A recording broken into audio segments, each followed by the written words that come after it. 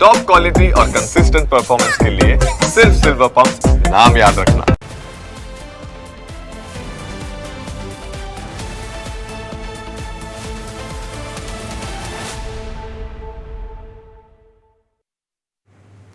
નમસ્કાર, તમને સ્પર્શતા તમામ સમાચારોની છે અમને ફિકર અને એટલે જ હું આપના માટે લઈને આવ્યો છું પ્રાઇમ 9 વિથ જીગર. પ્રાઇમ 9માં આજે વાત કરીશું બાંગ્લાદેશીઓની. અમદાવાદના ચંડોળામાંથી બાંગ્લાદેશી ઘૂસણખોરોનો બહાર તો કરવામાં આવ્યા, પણ બાંગ્લાદેશીઓ પકડાવાનો સિલસિલો હજુ પણ યથાવત છે. ઘૂસણખોરીનું ગુપ્ત ચક્ર ચાલી રહ્યું છે અને ઘૂસણખોરીની આ ગેમમાં આપણા દેશની સુરક્ષા જોખમાય તેવા કારનામા થઈ રહ્યા છે.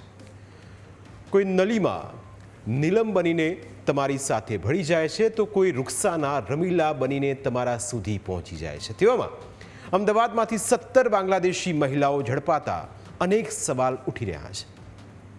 આ મહિલાઓ કેવી રીતે ભારતમાં ઘૂસી, ક્યાં રહેતી હતી, કોના દ્વારા ભાડે મકાનો મળ્યા હતા, અહીં આ મહિલાઓ શું કરતી હતી, આ તમામ સવાલોના જવાબ મેળવવાનો આજે પ્રયાસ કરીશું.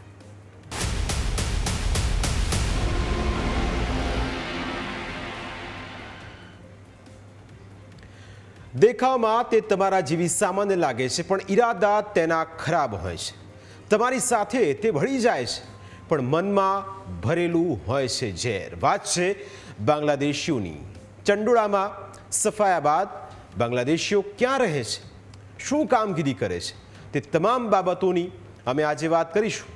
પરંતુ સૌથી પહેલાં અમદાવાદની સોલા પોલીસે જે બાંગ્લાદેશી મહિલાઓની ધરપકડ કરી છે તે કેવી રીતે ઝડપાઈ તે જોઈએ.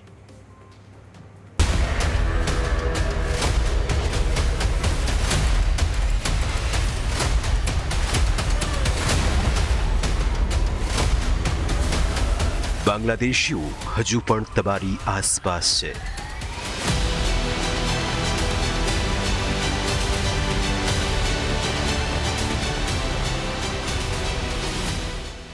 ચંડોળાથી ભગાડેલા લોકોએ શહેરના અન્ય વિસ્તારોમાં ધામા નાખ્યા છે.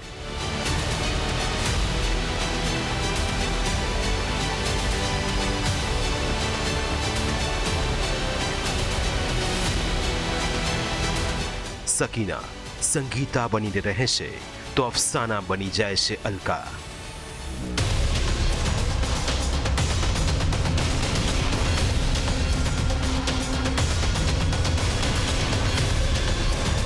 એવું બની શકે કે તમારી આજુબાજુમાં જ કોઈ બાંગ્લાદેશી મહિલાઓ રહેતી હોય, પણ તેનો તમને ખ્યાલ પણ ન હોય. કારણ કે બાંગ્લાદેશીઓ પોતાની અસલી ઓળખ છુપાવીને રાખે છે. સવારે ઘરેથી નીકળી જાય છે અને રાત્રે મોડી ઘરે આવે છે. આ સમયગાળા દરમિયાન આ મહિલાઓ શું કરે છે, ક્યાં ક્યાં જાય છે, કોને કોને મળે છે, આ તમામ સવાલો તમારી સુરક્ષા સાથે સંકળાયેલા છે. બાંગ્લાદેશીઓ ચંડોળાથી નીકળીને પોશ વિસ્તારોમાં પોતાનું જીવન પસાર કરી રહ્યા છે. શક્ય છે કે તેઓ સરખેજ, બોપલ, થલતેજ, ગોતા, ચાંદલોડિયામાં હોઈ શકે છે. એવું પણ બની શકે કે તેઓ કોઈ હિન્દુ નામ ધારણ કરીને તમારી બાજુમાં જ વસતા હોય, પરંતુ તેનો તમને જરાય પણ ખ્યાલ ન હોય. દ્રશ્યોમાં તમે જે મહિલાઓને જોઈ રહ્યા છો તે તમામ બાંગ્લાદેશી મહિલાઓ છે. આ મહિલાઓ 4 વર્ષથી અમદાવાદના જુદા જુદા વિસ્તારોમાં જીવન પસાર કરી રહી હતી, પરંતુ તેનો કોઈને પણ ખ્યાલ ન હતો.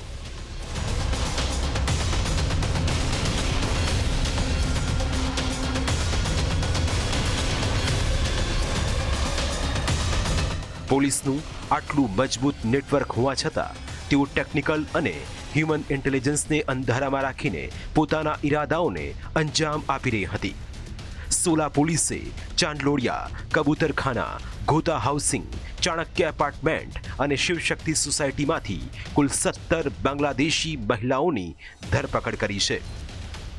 તમામ મહિલાઓ ફક્ત 5,000 રૂપિયામાં ગેરકાયદે ભારતમાં ઘૂસી હતી, જેના પરથી અંદાજો લગાવી શકાય કે ભારતમાં ઘૂસણખોરી કરવી બાંગ્લાદેશીઓ માટે કેટલું સરળ કામ છે. હવે સવાલ એ થાય કે પોલીસે આ મહિલાઓને કેવી રીતે ઝડપી પાડી. પોલીસને આખરે કેવી રીતે ખબર પડી કે આ મહિલાઓ બાંગ્લાદેશી છે? તો એક અઠવાડિયા પહેલા સોલા પોલીસની ટીમ પેટ્રોલિંગમાં હતી.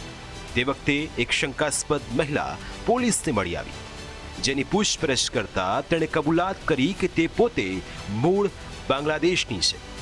પોલીસે તેની કડકાઈથી પૂછપરછ કરતા વધુ 3 બાંગ્લાદેશી મહિલાઓનો પત્તો લાગ્યો. આ રીતે સોલા પોલીસ એક અઠવાડિયા સુધી એક બાદ એક મહિલાને પકડતી ગઈ. એક જ અઠવાડિયામાં આ આંકડો 17 ઉપર પહોંચી ગયો. આમાં વિગત એવી છે કે અમદાવાદ શહેરની અંદર તાજેતરમાં જ એક ઉપરી અધિકારીની એક સૂચના હતી કે ગેરકાયદેસર રીતે અમદાવાદ શહેરમાં જે ગુજરાતના કે દેશના નાગરિકો ન હોય અને વસવાટ કરતા હોય એવા નાગરિકોને શોધી અને કાર્યવાહી કરી અને ડિપોર્ટેશન કરવાની આપેલ સૂચના અન્વયે સોલા પોલીસ સ્ટેશનના ઇન્સ્પેક્ટર તેમજ એના ડી સ્ટાફના કર્મચારી દ્વારા એક અંગત રસ દાખવી અને પોતાના અંગત બાતમીદારોના મારફતે એક માહિતી મેળવેલી હતી અને લોકોને વિશ્વાસ સંપાદિત કરી અને માહિતી મેળવતા સોલા પોલીસ સ્ટેશન વિસ્તારમાં આવેલ એક કબૂતરખાના છે, ગુજરાત હાઉસિંગ છે, તેમજ ચાણક્ય એપાર્ટમેન્ટ અને શિવશક્તિ સોસાયટી ચાંદોડિયા, આ વિસ્તારમાં રહેતા રહેણાંકના ઘરની અંદર એક ભાડે મકાનો રાખી અને બાંગ્લાદેશથી અમુક ગેરકાયદેસર જે એજન્ટો દ્વારા ઇલીગલ રીતે ભારત દેશમાં પ્રવેશ કરી અને અમદાવાદ શહેર પહોંચી અને આવેલા હતા એવી હકીકતને આધારે માહિતી મળેલી હતી. એ માહિતી માટે એક બે જે વ્યક્તિઓ હતા એમને હસ્તગત કરી અને પૂછપરછ કરતા બીજા અન્ય જે આશરે 17 જેટલી બાંગ્લાદેશની રહેવાસી મહિલાઓ જે છે એ મળી આવેલી હતી. પોલીસ ઇન્વેસ્ટિગેશનમાં એવી પણ હકીકત બહાર આવી છે કે આ મહિલાઓ એજન્ટ મારફતે ગુજરાત આવી હતી, જેમાં કેટલીક મહિલાઓ થોડા દિવસો પહેલા જ આવી હતી, જ્યારે કેટલીક મહિલાઓ 4 વર્ષથી નકલી દસ્તાવેજોના આધારે ગુજરાતમાં રહેતી હતી. ચોંકાવનારી વાત તો એ છે કે આ મહિલાઓ જુદા જુદા ગ્રુપમાં એકલી જ રહેતી હતી. તેમની સાથે કોઈ પુરુષ નહોતા રહેતા, જેને પગલે આશંકા સેવાઈ રહી છે કે આ મહિલાઓ દેહ વેપાર કરતી હતી. આ તમામ મહિલાઓ બાંગ્લાદેશના એજન્ટ મારફતે ભારતમાં ઘૂસી હતી. પશ્ચિમ બંગાળ તેમના માટે ઘર જેવું છે, એટલે ત્યાં કોઈ પણ મુશ્કેલી વિના તેમનું નકલી આધાર કાર્ડ બની ગયું. જોકે તપાસ દરમિયાન પોલીસને તમામ મહિલા પાસેથી બાંગ્લાદેશના આધાર પુરાવા મળી આવ્યા છે. પોલીસે તમામ મહિલાઓના મોબાઈલ જપ્ત કર્યા છે, જેમાં જાણવા મળ્યું છે કે તેઓ બાંગ્લાદેશમાં વપરાતી IMO એપ્લિકેશન થકી બાંગ્લાદેશના સગાઓ સાથે વાતચીત કરતી હતી. ઝડપાયેલી મહિલાઓની ઉંમર 21 વર્ષથી લઈને 49 વર્ષ સુધીની હતી. આ મહિલાઓએ કયા ઈરાદા સાથે ભારતમાં ઘૂસણખોરી કરી હતી તેને લઈને હજુ પોલીસ તપાસ કરી રહી છે.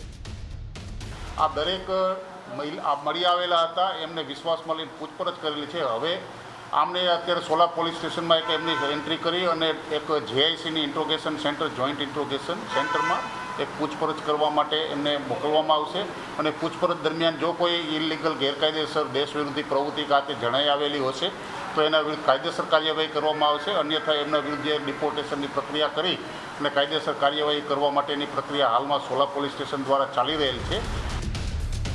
પોલીસ હવે આ બાંગ્લાદેશી મહિલાઓને જોઈન્ટ ઇન્ટ્રોગેશન સેન્ટરમાં મોકલી આપશે. અહીં તેમની સઘન પૂછપરછ કરવામાં આવશે.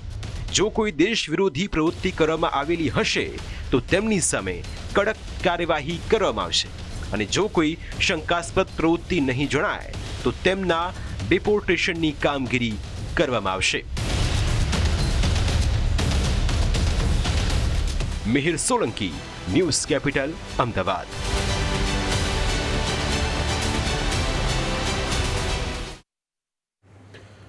તો સોલા પોલીસને મોટી સફળતા મળી છે, પણ જે જગ્યાએ આ મહિલાઓ રહેતી હતી ત્યાં તેમનો વ્યવહાર કયા પ્રકારનો હતો? શું કોઈને ખ્યાલ હતો કે આ મહિલાઓ બાંગ્લાદેશી છે? તેના વિશે વાત કરીશું એક બ્રેક બાદ.